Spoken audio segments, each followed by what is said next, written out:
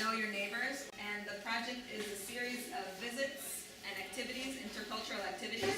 So the idea was to knock on people's doors and invite them in an effort to get to know your neighbors, which then we invited friends and family and had really good discussions and got to talk and sharing something that wouldn't have normally happened on a normal Monday or Tuesday or Wednesday night. So a Hindu temple and a mosque and street culture, kind of street art festival, and Christiania and a synagogue.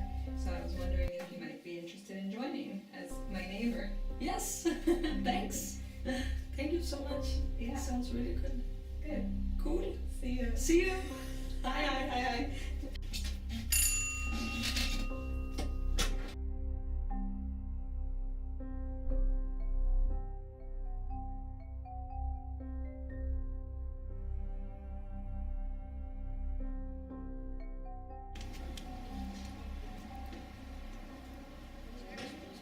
Okay, my name is Henriette, and I'm from Copenhagen, born and raised in Copenhagen. Where I'm living now, it's actually the place with the best neighborhood environment I have ever lived in. Yes, it's very nice. It makes the daily life so much more like interesting and like comfortable, and you talk with, of course I'm not talking with everyone all the time, but the ones I know and the ones that we got to know each other, this is really nice. So it gives a lot of good energy. Yes, I think that some things could be improved because there are many people living here. There are many people living here. It's very high buildings with lots of apartments, and it's there are many people living here with many different backgrounds and cultures and religion and this, and this is really nice, I think, and many people think this, of course, but also sometimes it can create a gap between people. And for some of the activities, like the summer party here, sometimes it is divided in, I don't know how to say it, but it's just divided in some way. So it could still be improved. My name is Farid Ahmad Kabir, and I'm from Afghanistan. Yes, the difference between the neighborhood in Afghanistan and in Denmark is a little bit different, because in Afghanistan the people they know each other so well about the culture things and about traditions, so they don't have like any challenges in order to get to know each other. But in Denmark it's a little bit challenge, because first you have to know about the culture and the tradition of any individual who live close to you as a neighbor. I think it's quite interesting what you said about the difference between here and Afghanistan, as an example, because it is right that here many different people lives with many different backgrounds in terms of like culture and religion and many different things, and maybe a good idea could be to make some activities here where we get to know each other, like the culture, like a culture workshop, or like some activities where people get to know more about our different backgrounds and traditions and blah blah blah, and in that way can develop our relationships together.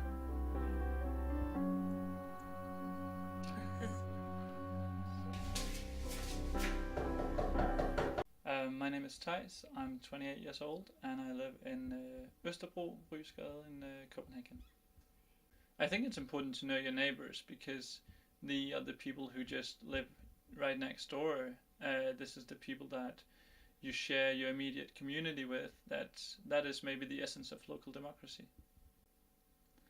I think it's fairly normal in Denmark to not be very familiar with your neighbors or even your immediate surroundings, and I think that's a disadvantage. I think that in some other communities, being in other areas in Europe or in the world, there's maybe more openness towards strangers, or towards people you don't know, that being your neighbors, that being visitors, that being anyone. So I think that is definitely something Denmark and Danes can learn from abroad, yeah. Hi, I'm Yunus, I'm Palestinian. I came from Syria, I have been 1 year in Denmark. It's very important because I don't like to live alone, and everybody needs people. Everybody needs somebody to talk with, somebody to say hi. It's not good for people to live alone. It's very hard. And in this place, a lot of people living alone. If all these people, they said the same, and everybody afraid to meet everybody, so we need somebody to start let these people meet each other.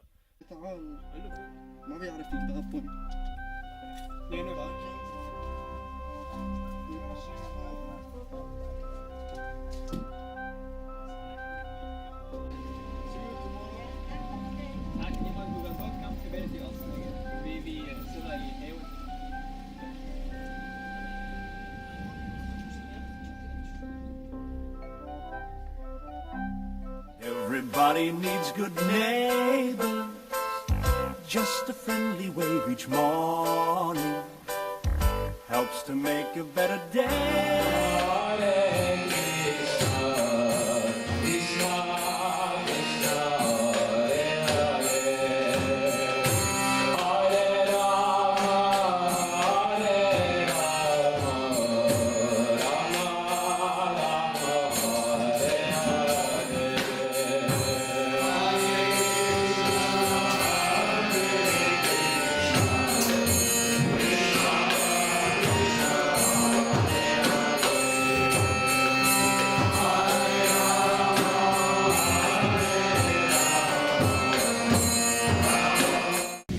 First thing in Vedic philosophy to understand who am I, and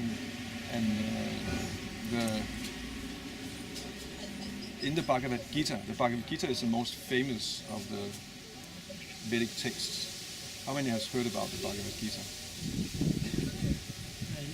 Yeah. It's not a religion, but a science. I'd say it's both. Of course, it's a religion. But also, word science is not wrong. There. Yeah. We come and we go inside the temple. They sang. They sing. But this thing about God, I don't know. They call God's name. And now we meet with this man. I don't know. He's a clever man. He tried to answer our question. It's nice to know more than your religion. Your own religion, how it's, people think, how it's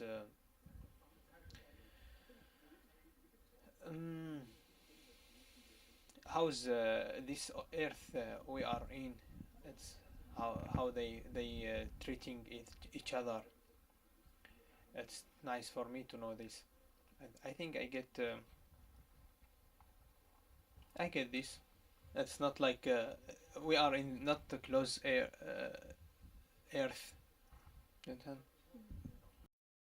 Neighbors need to get to know each other. Next door is only a footstep away. We're here at the mosque now, ready to go in. It's in Hvidovre. It's really exciting. We're a group of around 20 people, and we're all excited to see what we will be told now. A tradition in the mosque that before we start a meeting, a gathering here, we usually recite a few verses from the Quran, and afterwards we will continue then.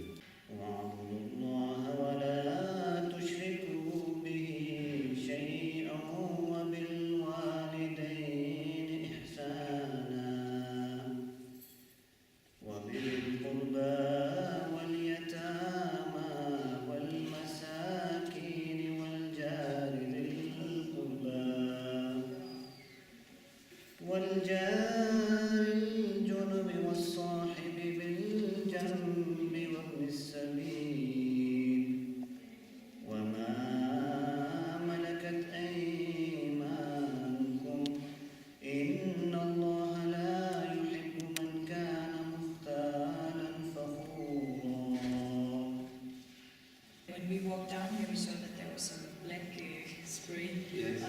sign? Yes, yes. Is that representative of anything, or is that just No. stupid kids? I think that the black community, well, basically it's a very good neighborhood. We have a very good relationship with our neighbors, and as I said, the mosque has been here for 46 years now. And if you came from this direction, you would have noticed that on the end of the road there is a church, and right next to the mosque here there is a Christian school, and in between the school and the church there is the bikers, Vendiros. Because the verses you are reading there, I can see what you were reading in the book or in the Quran. Yes, yes. I can see it's almost the same as what's in the Bible. Like you talk about the sky here, and Yes, then the probably. Bible says about what you did to those small ones, you did it to me. I was hungry and you fed me. I was thirsty and you gave me Yes, something to exactly. drink. But how do you relate that one to what we usually hear in the news? Yes. Where I said those are non-believers, we should kill them. Yes, yes. Well, you should ask them who say it, right? Those who say kill the non-believers, you should ask them on what basis, on what grounds do they say this? All right, what happened today? We had a wonderful talk by a representative from the mosque who told us a little about the mosque and the history here, and also about what neighborhood means in Islam. And then afterwards we have had a chance to ask questions about everything, big and small questions, and lastly we enjoyed a great dinner and talked to some new people. This kind of environment is somewhat a bit unexposed in some way. I mean, it hasn't exactly been overexposed. It's more the radical Muslim environments that we're exposed to. So in that way, it's kind of a healthy thing to kind of see To this. meet the moderate voice Yeah. of Islam. Yeah. Neighbors, everybody needs good neighbors with a little understanding.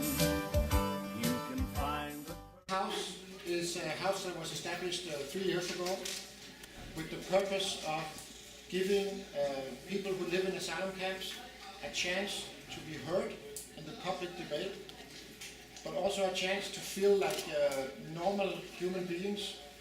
Because when you live in an asylum camp, you live in a state of exception. It is like you don't have the same rights as other people in the country. Yes, before I said, my name is Shanti. I'm from Afghanistan, from Shabat. And I've been living here for almost 8 months. So August 14 today, it's my 8 months and 7 hours in Denmark. But I will tell you a little bit about neighborhood and my neighbors in Denmark, and I will tell you a small story about what I have there. So like 15 days ago, it was Ramadan month. So I saw some of my friends, they were walking around the Anzu camp, and they were trying to eat some cherries from the tree. So I saw an old man, he came up with a stick on his hand. And actually he was our neighbor, but we never visited him. We never met each other. And he said to the boys, hey, why you guys are taking my cherries? And you need to stop it. And I was the one who was translating for them because we don't understand each other. And he said, it's my personal property and you don't have to take it. The people said, the boy said, the birds eat it. So it means we are better to eat it instead of that. He said, no, you don't eat it, there's the bird eat it. But the same story, one of my friends living in Ottawa, I was visiting him. I went with him and he told me to eat some cherries. We visited his neighbors while he was climbing the trees to take the cherries. And there's a woman came up with a letter and gave him presenting the letter. Make sure you have the letter to take the trees, not climb, you should fall down and break your hands or legs. And I was asking the lady, like, do you need the cherries after we are finished so I can give you a bag? And she said, no, it's yours now. We already had it enough, so now it's your turn to eat it. So it tells me the story now. What's the difference between two things? I mean, he had a very good friendship with his neighbors because he was with them. I mean, he met them all the time. We knew each other. The lady came to help us, and give us a letter to take the trees. And it was the student from my asylum camp. Get any close friendships within the camps? Like, is there some kind of social life in the camps? Do you have social activities or something arranged, or do you have to do that yourself if you want that? Not at all. In the camps, people don't make friends. Because everybody is a asylum seeker, we are afraid of each other. I am afraid of my friends. You know? I am afraid of anybody. You know ice? Ja, okay. Take my age. No, what? No, take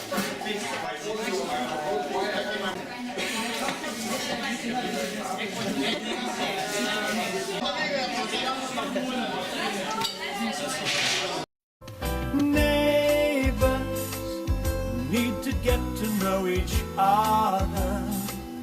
Next door is only a footstep. A small tour around the green area.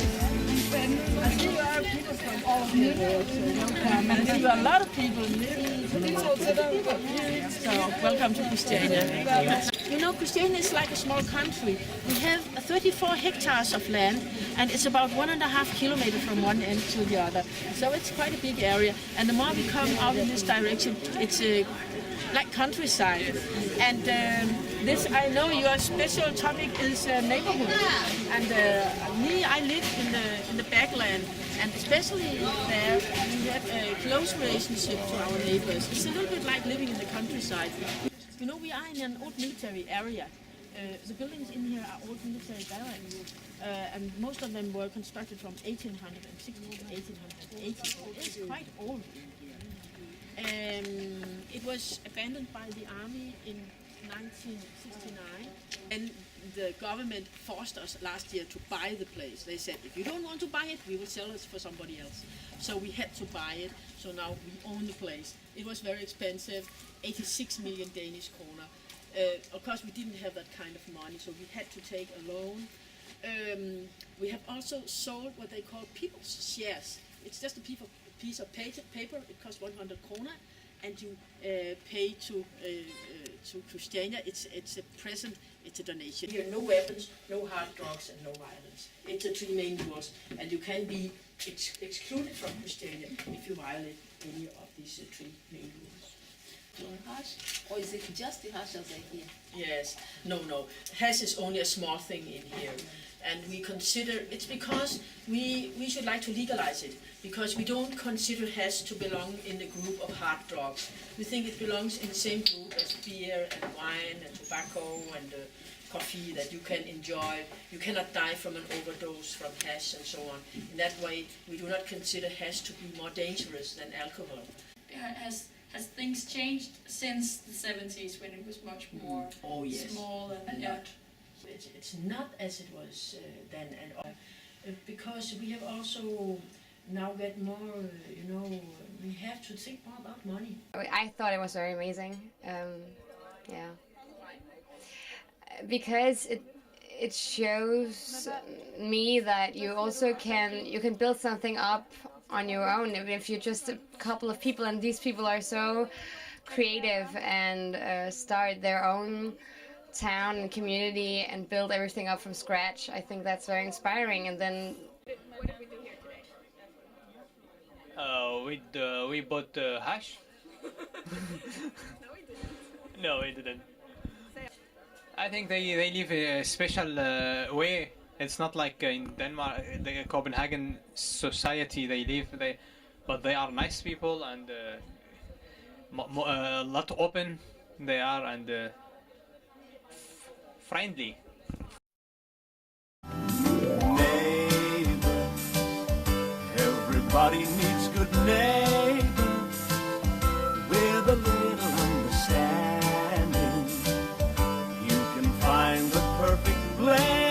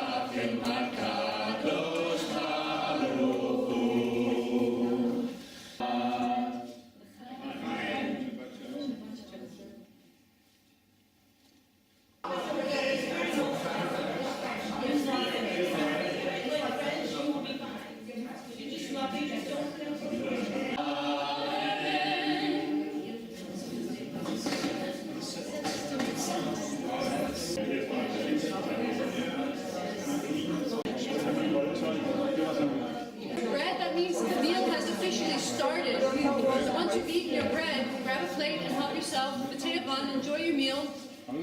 Hallelujah.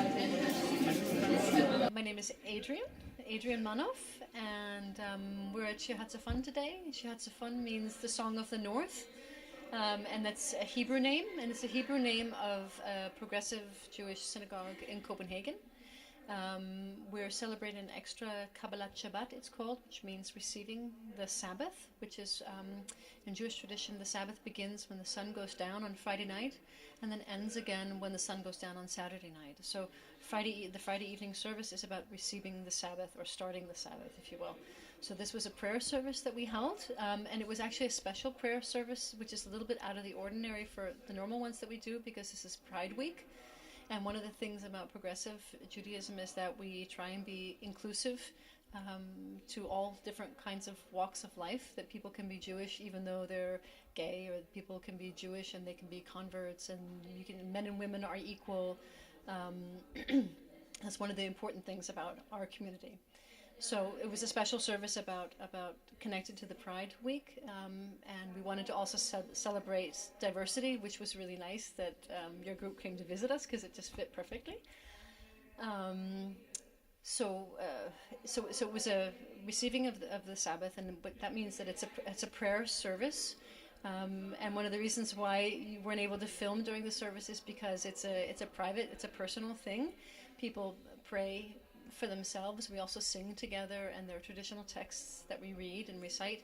And traditionally, no one ever records services. It's not that it's a secret, it's just that it's a personal thing. We came to Jewish temple, Sabbath, and I look how they pray, and then we eat dinner together. So many different dishes. It was difficult to decide what to eat or what to not, so I try all the things little. So it's good they pray, and they were praying and praying and praying to God. And it was easy to understand because there was English and Danish translation. And nice peoples. It has been great. It's the first time that I have experienced to meet so many people at one time. It has been very good to visit different religions, different places. It's the first time I, for example, have been in a Hindu temple and in a synagogue. So I have met many kind people. Everyone has been very kind to us and very open. Through this project, I have the opportunity to know my neighbor, because where I live, people are not normally that open. So it's very good to meet open people that are open towards you, and you can talk openly with them and talk about other things that. Things like religion and culture that you do not normally do. I've been inspired to make a project like this. For example, in Lyngby, where I live, my sister and I have decided to give the Integration Council the idea to do such a project in Lyngby, for example. So it has been very inspiring. To bring something from past. Do you understand what I mean? Like in old days, people they visit each other and asking about our situation, but just it's something like you smile, dufta, smiling. You smell something from past old days. You understand? I think they are really beautiful people, and we should do more. We should do more. Really, we should do more. We should let everybody to know how to know his neighbor. It's not good to live alone, as you know. Nobody know. All the small project, it starts with small idea. Hey there, neighbors! Hey everyone! thank you everyone for this very special and very developing week. I hope that this will be a start for us, all of us who participated, like the participants, but also the one who welcomed us in their community, that we all will take this small event with us and remember it and take it out when we go and meet all our neighbors, because all people is our neighbor. Like all people, wherever we go, it's our neighbor, and this is important to think about. So thank you everyone, and see you around, and take care. Hi.